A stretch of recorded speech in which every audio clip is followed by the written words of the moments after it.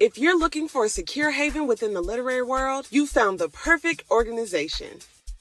Let's make magic together. Our space is specifically designed for African American authors who are passionate about their writings of films and books. It's a platform to stay informed about industry developments. And on Patreon, we'll share exclusive content, valuable resources, and engaging discussions and masterclasses on various subjects, ranging from film and publishing industry trends to wellness and business tips. So if you're ready to dive into this exciting community, become a member now. Welcome to our literary haven where creativity knows no bounds. Let's make magic together. You are representing everybody that is you. I represent being able to find the light at the end of the tunnel. You gotta really be in it and really enjoy it and really want it. And I feel like if you come into it like that day one, man, you unstoppable. That shows people it's possible, my people, that it's possible. And that is so necessary in a world of misinformation. This is a legacy effort.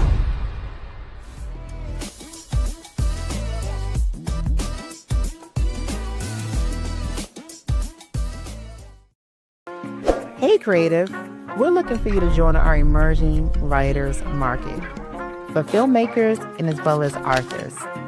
Gain exclusive access to media, influencers, readers and movie lovers, host live conversations and film screenings, and promote your books and projects with us today. Don't hesitate to get started. Visit ourlitlive.com today.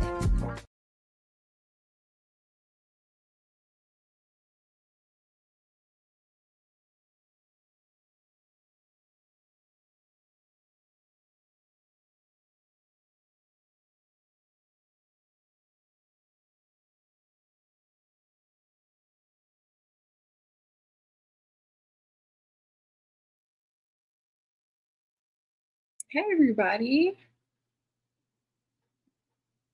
my name is Bree Samuel. Thank you for joining and watching this workshop in collaboration with AAMBC. I really appreciate the opportunity to come on and talk with everybody about the power of representation in children's literature. Let me just make sure I'm straight here. Okay. So I will be talking about the power of representation in children's literature. I titled this The Power of Mirrors and Windows for a reason. I'm going to talk a little bit about what windows and mirrors are, what it means, its significance, and we're going to get into how we as writers and advocates and the adults in the world, how we can make sure that our children see themselves in the books that they read. And how we can make sure that they have access to the books that they can see themselves in. So, I'm going to share my screen.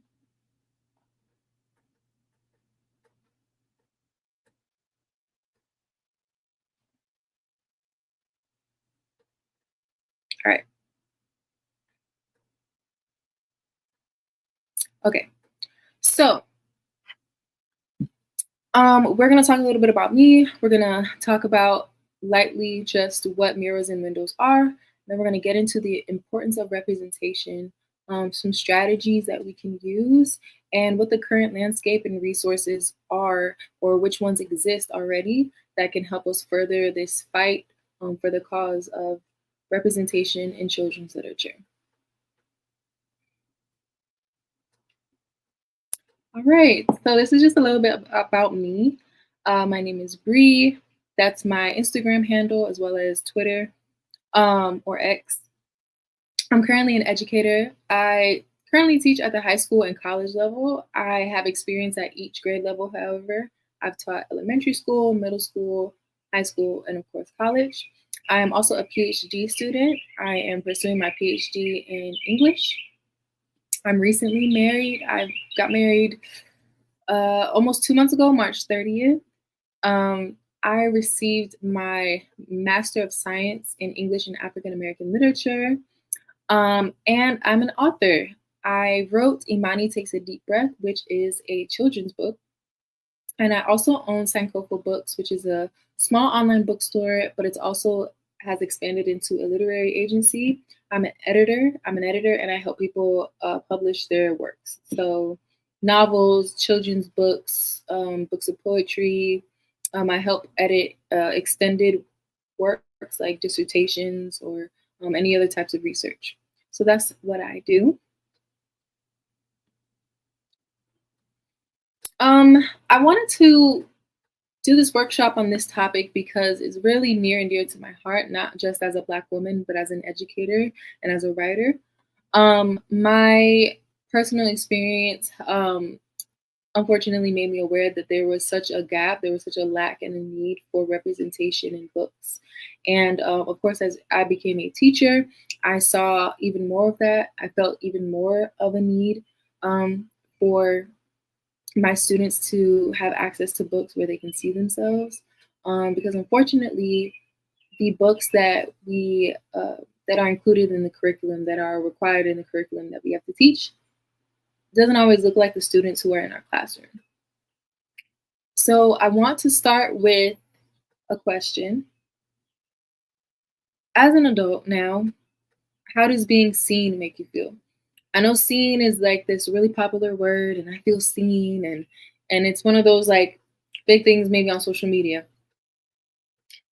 But I want you to think about, what does it feel like when somebody understands your experience? What does it feel like when somebody understands where you come from? What does it feel like when you connect with people who share like maybe a similar background or culture or a language? It makes you feel connected to people. It makes you feel like you belong. It makes you feel comfortable. It establishes some empathy between you and others. So if we as adults can feel this way in connection with other people, when we feel seen, how much more should we work to make sure our children feel that way and they experience that at a young age? That's why we need to push for more representation in children's literature. And that's why I chose this topic to talk about today. I want to also start with 3 other questions and kind of tie it to my personal experience that brought me to this point where I'm such an advocate for representation. What books or authors were in your school curriculum as a student? What books or authors did you see the most in your school or your classroom library? And when was the first time you felt seen in a book? As you're thinking about those questions, I wanted to share a little personal story. From like all through elementary school and all through middle school, I went to a predominantly white school. There was literally, I can count on one hand how many Black kids were in the school. It was a small school. While I was there, was maybe between 2, it didn't even reach 300. So 200 children, less than 300. And I can count on one hand how many Black kids were there the whole time I was there. And so everybody was great. We grew up with each other. We loved each other. I love my teachers. My teachers loved me. They're the ones who actually inspired me to become an educator. However, there was no acknowledgement of diverse backgrounds. There was no acknowledgement, let alone celebration, of different languages and different cultures and different experiences.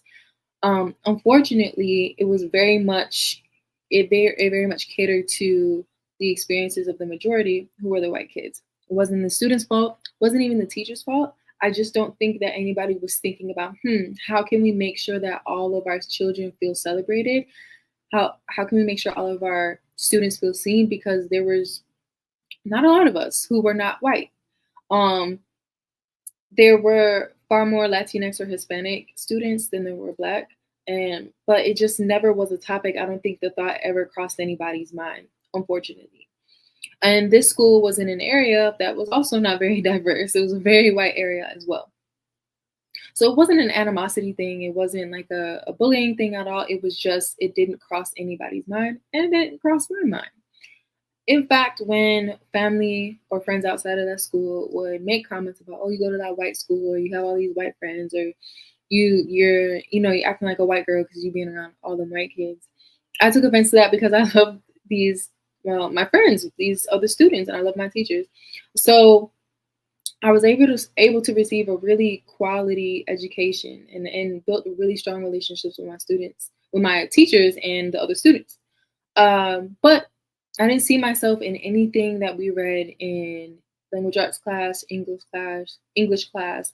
I didn't see any books that reflected me or my experience on the bookshelves in the library or the bookshelves of the classroom. Nothing we were learning reflected my experience. In fact, of course, like so many of us, the first time I even heard African American or anything other than just your basic history facts was like, of course, when it came down to like slavery, and that was quickly glossed over, and that was it. Okay. It wasn't until I think I read Maya Angelou's I Know Why the Cage Bird Sings. I was very young reading this book, but I was like, oh wow, we can write books and our stories can be told. With this experience of not seeing myself in any of the books that we read in school or anything that we learned in school, or even having access to those books, I started to think, well, maybe their story is like the main story. Maybe our stories don't matter. Maybe everybody who's not them is other than or weird or an outcast. And those are the types of messages that I started to internalize. So when I read Maya Angelou's story, and I was like, wow, she had such a beautifully written and such a story of up and downs and different experiences, it just cracked open the door of like, wow, she's a Black woman too. She loves poetry. She loves to read as well. She loves being in school. And she looks like me. And just that really small moment, just that crack in the door of like, oh, there's other things I can read. There's people who are out there like me who also make books that I love to read. That was all I needed. And from then on, I just kind of wanted to read everything that people like me ever wrote. So I just remember we read Little House on the Prairie in school. We read A Wrinkle in Time. We read all these other things. And then it got to 8th grade and we were reading Uncle Tom's Cabin. And Uncle Tom's Cabin, it's just a story of like pain and tragedy, and very real and very important. But that was our first and only, and that was it. So when I got to high school and I got to read other books, and I got to actually have teachers who looked like me, and I had friends who looked like me, and I started on my own reading books, more diverse books that were inclusive of all types of experiences. I just became thirsty for more and more and more. So if you're like me and you had a really white experience in school as a school-age child, then those three questions, those answers to those three questions probably sound a lot like mine. They just weren't around. And the answer that the message that I received from those books not being around is that maybe they're just not that important. Maybe books aren't for us. Maybe we don't have stories that need telling. And this is why representation is so, so, so important. So, Mirrors and Windows is this idea that this woman right here, that we're going to watch her video in just a second, she coined the term mirrors and windows. Okay, in education, the mirrors are the things that reflect ourselves back to us, and windows allow us to see other people's experiences. Okay, so this might be like putting yourself in somebody else's shoes. So in this video, she talks about representation in children's books and books that children should have access to and why it's important. I'm just going to play it just for a second. We need diverse books because we need books in which children can find themselves, see reflections of themselves. I wrote a piece, maybe 1990 it was published, which I called Mirrors, Windows, and Sliding Glass Doors. And I think that's really why we children need to see themselves reflected, but books can also be windows, and so you can look through and see other worlds and see how they match up or don't match up to your own. But the sliding glass door allows you to enter that world as well. And so that's the reason that the diversity needs to go both ways. I mean, it's not just children who have been underrepresented and marginalized who need these books. It's also the children who always find their mirrors in the books and therefore get an exaggerated sense of their own self-worth and a false sense of what the world is like, because it's becoming more and more colorful and diverse as time goes on. So I think that's why.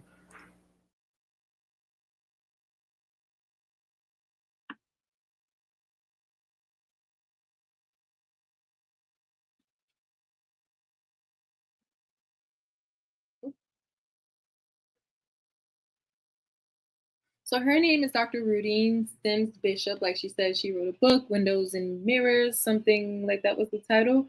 But it focuses on what you just explained. That not only do we need to see ourselves in books as children and as adults too, but we need to be able to see the experiences of others, and so that we establish empathy and connection and belonging. Okay, this is one of her quotes. She wrote, "When children enter these literary worlds, they should find the doors and windows open, and they should be able to see themselves reflected in the mirrors."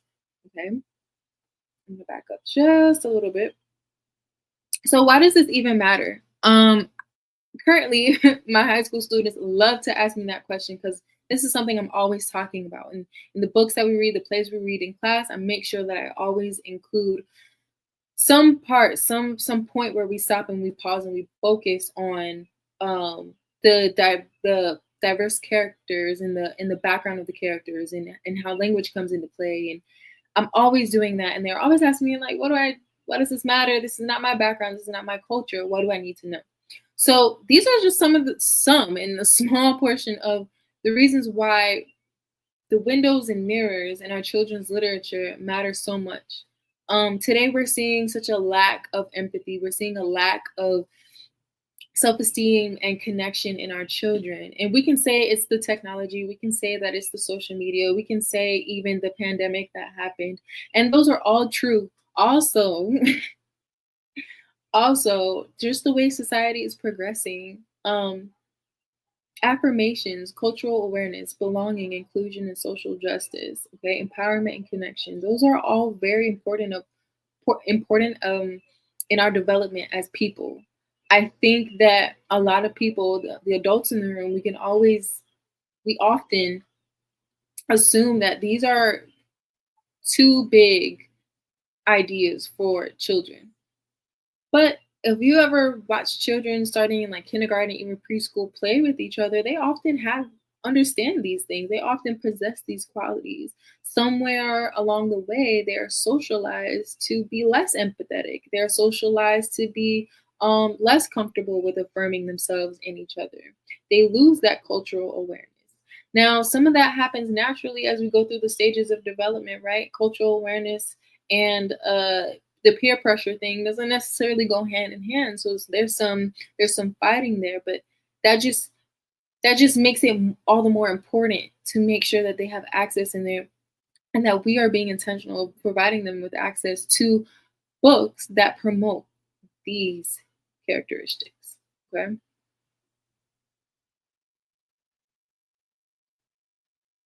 So, like the story that I shared at the beginning with my personal experience in my school experience with the classroom libraries and the school libraries and my friends and teachers at the time. What happens when we are not giving children books in which they're represented or their stories are being told? They're receiving some messages, some inexplicit messages. We're sending them the message that their stories and their experiences are not important. They begin to internalize some negative stereotypes. A lack of exposure to other cultures feeds harmful ideologies and othering.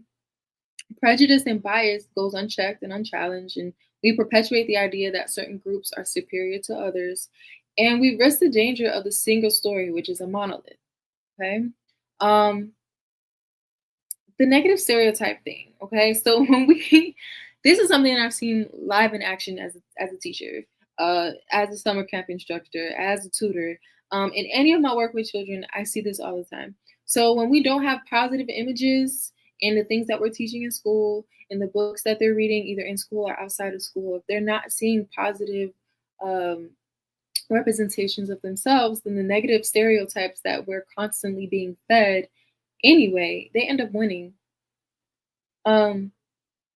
And a lack of exposure to other culture feeds harmful ideologies and othering. And that kind of goes hand in hand with the stereotypes. So for instance, my experience, I received the messages that, well, maybe our stories aren't that important. Maybe that me and my people, we're less than the majority because I don't see us on the bookshelf and I don't hear about us in school ever. Black History Month just wasn't a thing in my school, and so it really wasn't a thing to me for a very long time. And so without anybody saying, hey, you're less than, without anybody saying anything racist towards me for a long time, I was still internalizing those messages because the messages were all around me. We weren't watching Black people in movies in school. We weren't studying them. There was just no acknowledgement. And so when you don't acknowledge something, how can you understand that it's important? That's the mirrors part. The windows part, when we aren't allowing children to see representations of other cultures and celebrating those diverse backgrounds and those differences, then we're allowing prejudice and bias to come in and have a field day. We're inviting it in and saying, come on in. And that's really unfortunate. And I've also seen that in live action as well. They have this natural my students have had this natural, at each level, they've had this natural inclination of like, well, why do I have to read this? This has nothing to do with where I'm from. It has nothing to do with my experience. And then we get to have that really important conversation of why it in fact is important. Empathy. We see a lack of that in people who have doctoral degrees and they're in politics and they're, leaders of the country. And that lack of empathy ends up, I heard a quote today. It said, in my classroom, we were watching this video, and the speaker said, if we had more empathy in our government leaders and our country leaders, then we would be building bridges instead of walls. And that was really important to me, especially in thinking about this workshop that I had coming up today. Without representation of diverse experiences and stories and backgrounds and cultures and languages and all the things, we allow those stereotypes to win, and children also feed into that single story, that monolith, that, okay, if I was in kindergarten through 8th grade and the only thing that I read concerning African Americans was Uncle Tom's Cabin, then my understanding would have been limited to, okay, well, this is just what we are then. This painful history that we were just kidnapped and brought here to be enslaved, and somehow we got here. A whole bunch of gaps and holes in that story. Okay, so when we tell stories of people who become filmmakers and people who become authors, people who become doctors, and they look like the students in our classrooms, or they look like the children in our homes, or they look like our nieces and nephews, whoever, then they can see that there's a wide variety of experiences that they can have, no matter what they look like, no matter what language they speak, no matter where they come from. So I wanted to just pose these next set of books to the viewers, okay? This is Window or Mirror, and you're gonna look at these books that I have on the screen. And I just want you to think about, would this be a window for you, or would this be a mirror for you? Now, these books, a couple of these books I saw actually on the bookshelf when I was in elementary school or middle school. Others I've read on my own. Some I really enjoyed, some I did not. But a lot of these were windows for me. And I didn't have a whole lot of mirrors until I did reading on my own. If you're anything like me, then Little House on the Prairie was required reading in elementary school. To Kill a Mockingbird was required reading in high school. House on Mango Street was high school. And then the others, these were just popular books that like my friends were reading. But still, they were not mirrors of my experience. They were mirrors for them, windows for me. So I just want to give you a second to look at those.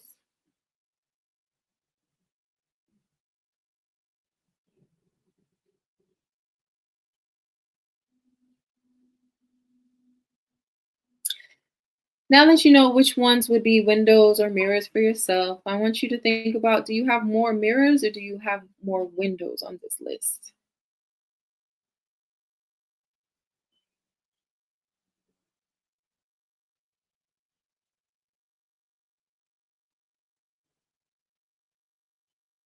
If you have more mirrors, I want you to think about, what do the main characters in these stories look like? Where do they come from?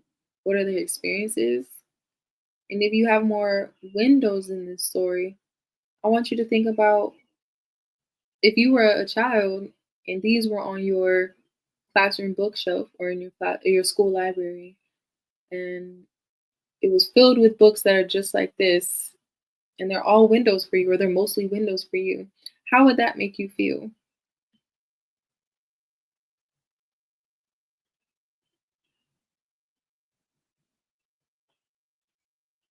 So now that we know what a window might be, now that we know what a mirror might be as far as children's literature, okay?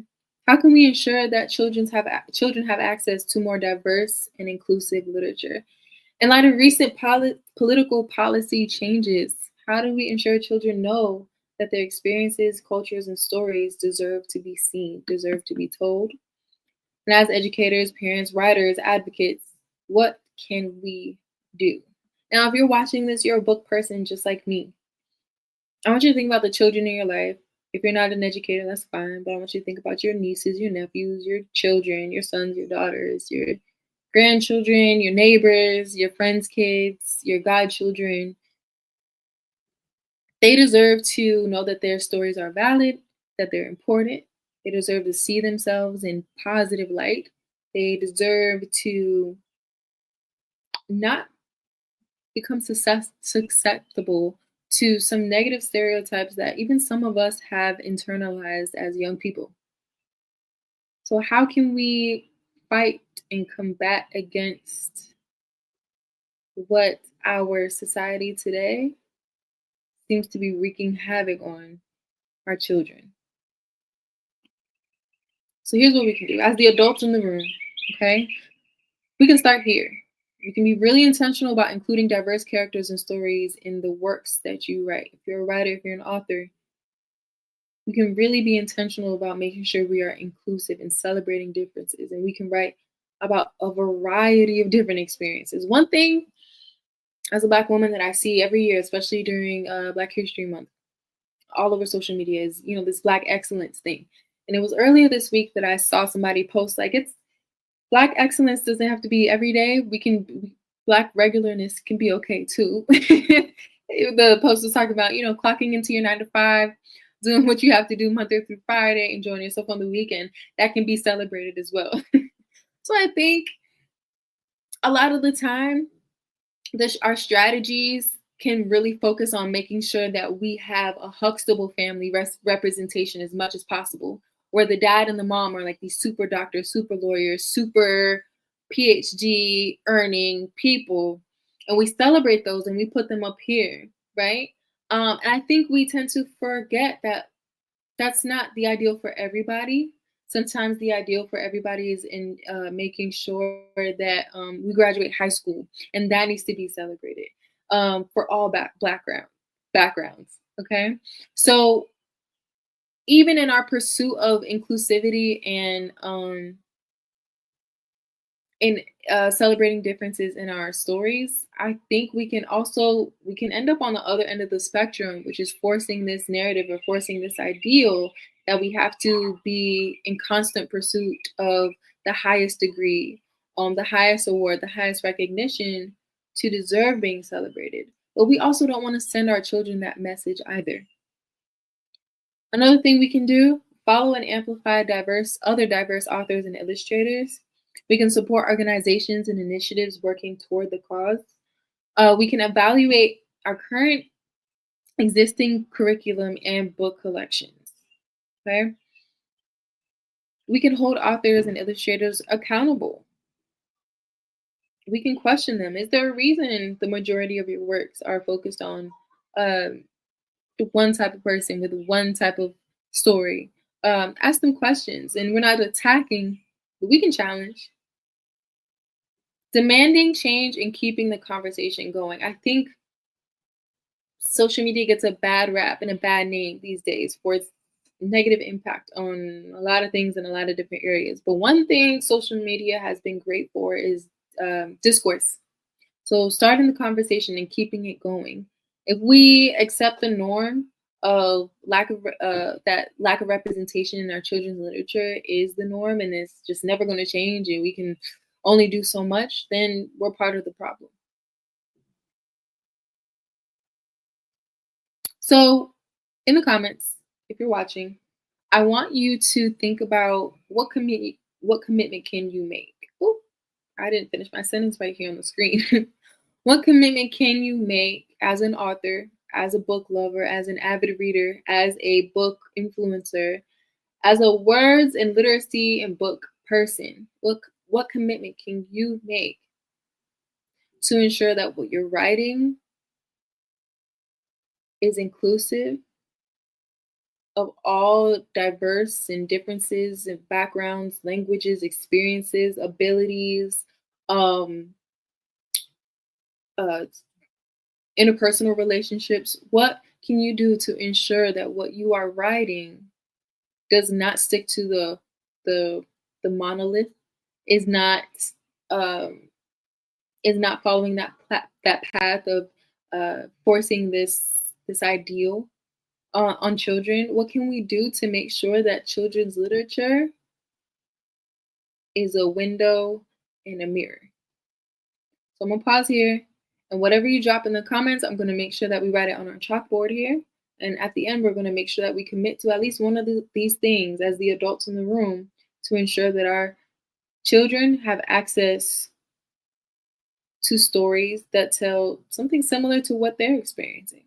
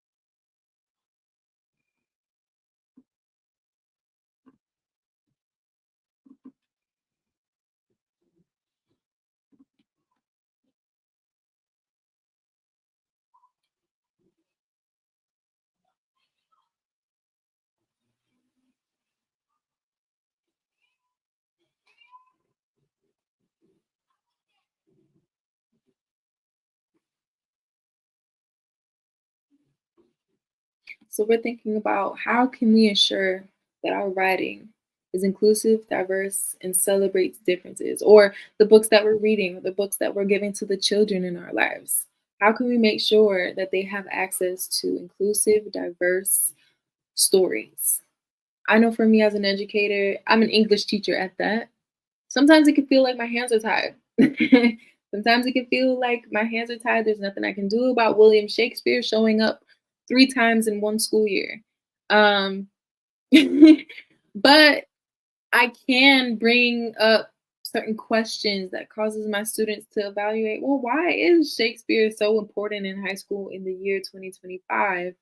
And why do I keep seeing him? Why do these certain stories keep popping up? And when these texts that I have to read in school do include other people who are representative of my actual peers who are in this classroom with me, why is it always the same story of this struggle of this seemingly impossible ideal that doesn't appeal to me at all? As educators, we can ask the tough questions, even when it feels like our hands are tied with what we have to teach. As writers, we can ask ourselves, who's at the center of this story? Who am I writing this for? Who does this celebrate? Who is this overlooking? Whose story is not being told? As writers, as book people, as literacy advocates, as word people, as literature people, I challenge all of us to question what books are on our bookshelves. What books am I sending out to? What stories am I sending out to publishers? What am I writing in my notebook? Who do you want to celebrate? Whose story are you avoiding? And why? I think our commitment starts there with asking some questions and evaluating ourselves. Then we can evaluate what's going on around us to ensure that we're not contributing to the problem, but we're contributing to the solution. So we talked about mirrors reflecting our own experiences and reflecting ourselves. We talked about windows that are opportunities for us to see other experiences and other cultures and other backgrounds, specifically in children's literature. We talked about some strategies. We talked about some questions and evaluations that we can do for ourselves, for the children in our lives, at whatever position we hold. And I kind of just wanted to make sure that I included some resources and kind of wanted to talk a little bit about what the current landscape looks like for authors and organizations and other book people, the work that they're doing to kind of combat this lack of representation. It's 2025, and I don't know about you guys, maybe it's just my algorithm because that's the way I want it to be, but my algorithm on social media, on all platforms, is full of Black writers, full of authors who are putting children's stories out there that are representative of all types of experiences and cultures. And I love that for me, and I want your algorithm to look the same. So I wanted to include some authors and organizations that are actively working against this attack on children's literature to make diverse stories and diverse books inaccessible inside and outside of the classroom. So these are a list of authors, contemporary authors who are actively putting out books that are diverse stories of all backgrounds, of all abilities, of all types of home situation and circumstances. And their stories focus on, and they're really intentional about telling stories that are often overlooked, maybe even avoided. So we have Jacqueline Woodson, Grace Lynn, Matt De La Peña, Renee Watson, Raul Colon, and Leah Johnson, organizations that are really doing the work. We need diverse books. First book, the Children's Book Council Diversity Initiative, Diverse Book Finder, and the Brown Bookshelf. In the classroom and at home, if you're a parent, you got kiddos at home, if you're in the classroom like myself, we have the Education Trust, Learning for Justice, the National DEI Defense Coalition, Books for Littles, Welcoming Schools, Anti-Defamation League, Books Matter, The Conscious Kid, and Teaching for Change. I personally have used several of these organizations and leaned on several of these authors to bring into my classrooms at all levels, to supplement what I am required to teach. But these are just some of the small steps that I take as an educator, as a writer, to ensure that this problem of a lack of representation is no longer one that's stopping our upcoming generations from having empathy for one another. That children can connect with one another and have an understanding, no matter the differences in background. I want to thank AAMBC for giving me this opportunity to come and sit on my soapbox and talk about representation in children's literature. It's something that's really near and dear to my heart as an educator, but also as a Black woman. I think it's one of the most important things to me. As an editor and as an author, I'm really intentional about making sure I'm putting out stories that children see themselves in, but they can also learn from. They can learn to celebrate others as well. they can learn that there's not just one story for them, that there's not just one outcome. And hopefully it contributes to a solution. Hopefully when my students walk into my classroom, they see those efforts. So thank you so much for this opportunity, AAMBC. Thank you so much, those of you who have been watching, who stuck throughout my presentation. Let me go to the comments and see what's going on. I see some other educators. Someone said that their experience, it was all white as well. If I wanted books from Black authors or where I was seen as more than just a slave, it was when my father took me to the library. It was in college where I intentionally focused on literature by people of color. Somebody wanted to know, how do you get books into schools? As we know, there's been some policies lately that have obstructed any form of DEI efforts, particularly in schools and classrooms. Banned books are a major, literally stories of actual historical facts, actual historical events that have taken place in real life are being banned. There's a huge effort to just ignore that part of history. So getting books into schools, there have been organizations, I will say there have been organizations that specifically focus on getting diverse and inclusive books into classrooms. I don't know what's going on with those organizations being defunded in light of these policy changes. I don't know if people are doing it independently. I will encourage the person who asked that and everybody else who's watching, I do encourage you to reach out to your local library, reach out to your local, there's a lot of book thrift stores that will make donations and who maybe people are doing it privately. I know I definitely donate books to other classrooms. I would say reach out to community. I don't know if organizations are being funded anymore that focus on those DEI efforts. Somebody else asked, how can we make sure kids see themselves in books and also learn about others in a respectful way?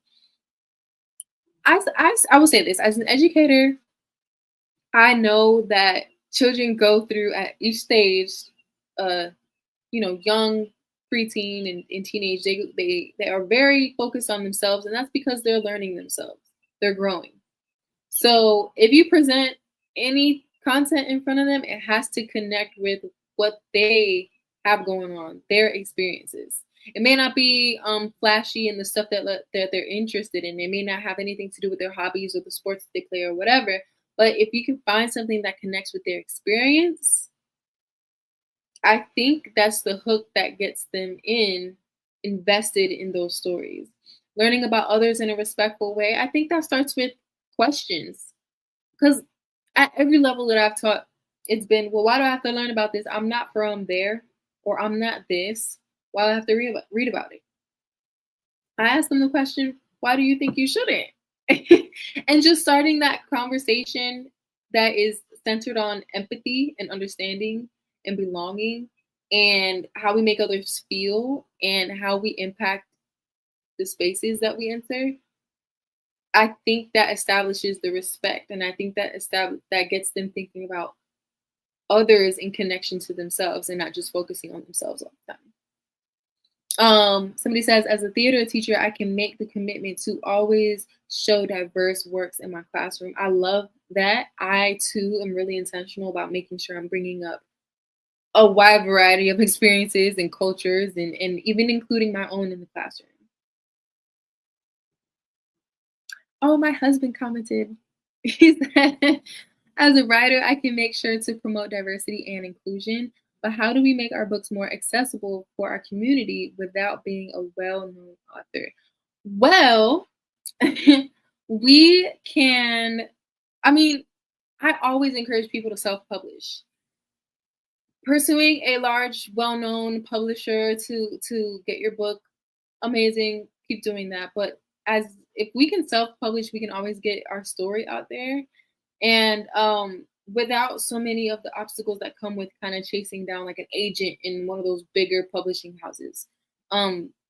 Be as self-published authors, you can have a lot of control of where your book goes, what you say and do with your book and in your book and the story that you're telling. It comes with just promotion.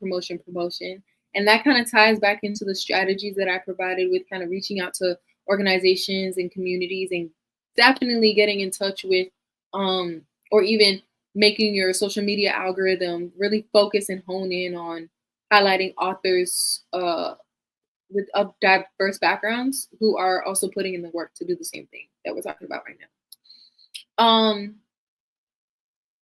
Someone said, in my classroom and in my writing, I can make sure stories from all different walks of life are told. This can show that we can celebrate our similarities and our differences. Absolutely.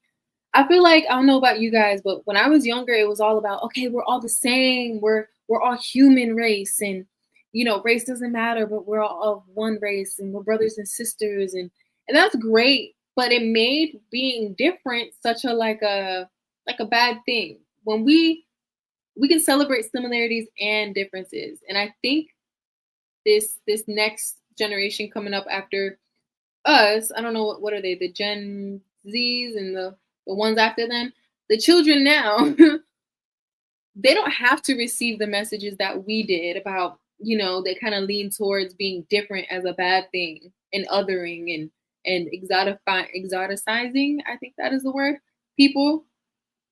We can lean in and we can teach them how to celebrate differences. I feel like if you guys have the same experiences, I definitely had the experience of, I heard a lot of the time that, oh, we're all the same. And it was very much, we were led to believe that being the same was like the answer to the problem of racism and all the other isms, that we're more similar than we are different. But as I became an adult and did my own reading and became passionate about literature on my own and representation on my own, and especially as an educator, now I can teach my students, like, actually, there's a lot of differences between us and they deserve to be celebrated, and we should learn about those differences. Somebody else said, I don't write about diversity. I can commit to telling Black children it's okay to learn about ourselves first, and proudly. I celebrate that. I love that. I lead with my culture in my classroom because it makes my students comfortable to kind of talk about theirs. I happen to be a Black woman, so my students are always going to hear about, whatever text that we're reading. I'm always going to ask questions about, well, how did this impact the Black community? How did this impact marginalized? How did these communities become marginalized as a result of X, Y, and Z? And I think that's great.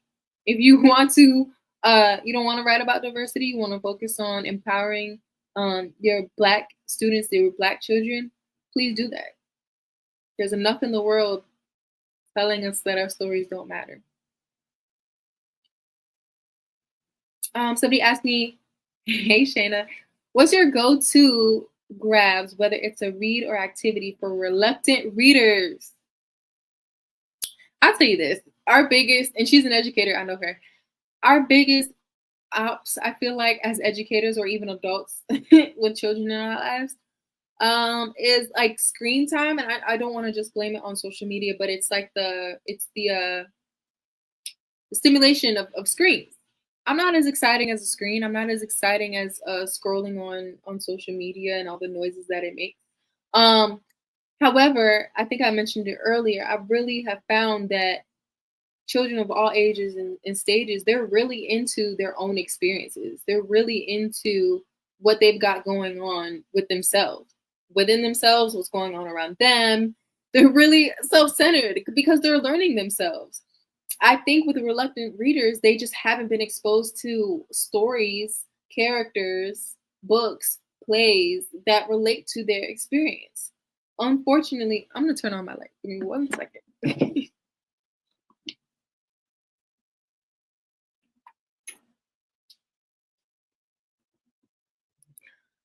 Unfortunately, we kind of get stuck in what we learn in school. And let's be honest, not a lot of kids these days are reading outside of school. If we're getting them to read inside of school, that's that's a win in and of itself.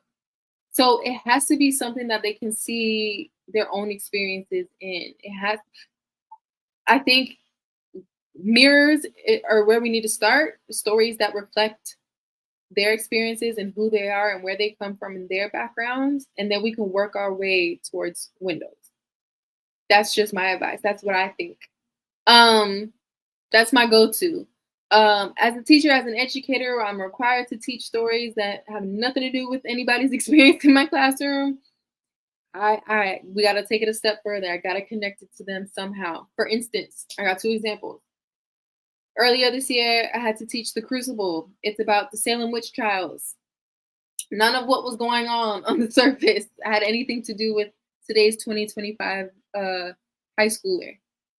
But we had to look a little bit deeper. We had to look at the relationships between characters. We had to look at the choices they were making and the reasons and the pressures that brought them to make those choices.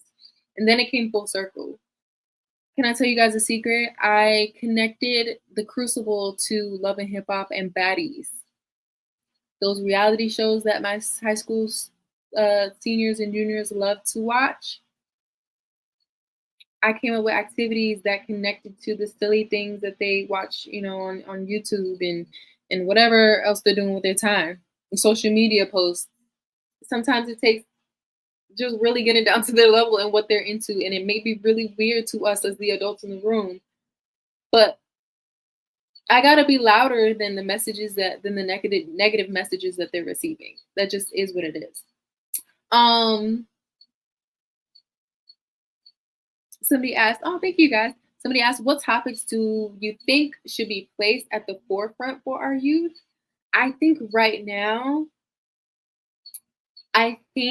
we need empathy badly. There's I'm not gonna say all of our, but enough children are jaded at such a young age. Don't trust nobody. Don't make new friends. Don't show your genuine self. They are splitting who they are in front of people and who they truly are at such an early age, like much earlier than I feel like my generations and the ones that came before me have. Literally in elementary school, they're focused on how can I make this money? Like it's very strange. I don't know what's happening in the world, but that's what's going on because that's what they're exposed to. Unfortunately, they have more access to negative ideas and negative images and negative portrayals than positive ones. So we just got to make the positive ones louder. We got to connect with them. We got to get into what they're into. We got to be louder than the negative messages that they're receiving through social media, the all forms of media that they're consuming, the music, the shows, the streaming, all of it. We just have to be louder. Yeah, allowing them to see themselves makes a huge difference, somebody said. Absolutely. Cultural relativism. As educators, we hear that all the time. And I think even though it's like a buzzword in the educator world, they're not wrong. They're not wrong. There's no way that your English 3 and 4 teacher is more fun than what's going on your algorithm. I'm just not.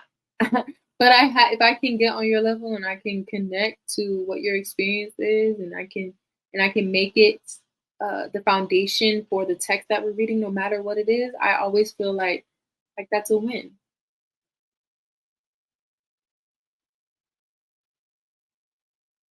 Oh, you guys, my mother-in-law is here. Hey, thank you for watching.